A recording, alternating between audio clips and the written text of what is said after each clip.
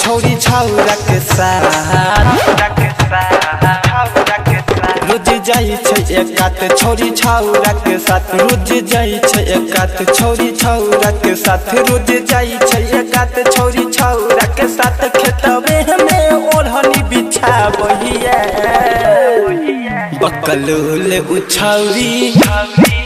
बकलोल उछौरी कुमार में पेट करायल के बकलोल उछौरी छौरा से पेट करायल के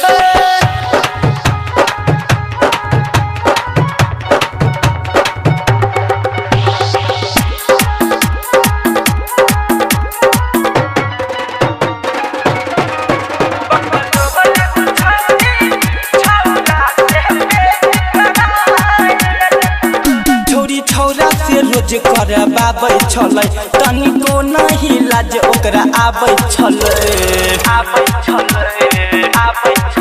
छोरी छौरा से रोज करबाबै छलै तनिको नहीं लाज ओकरा आबै छलै होठ गाल कटबाबे धके खूब मिसबाबे साला बाहर अपन खोलबाबै छै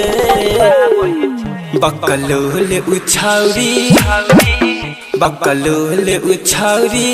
कुमार में पेट करायल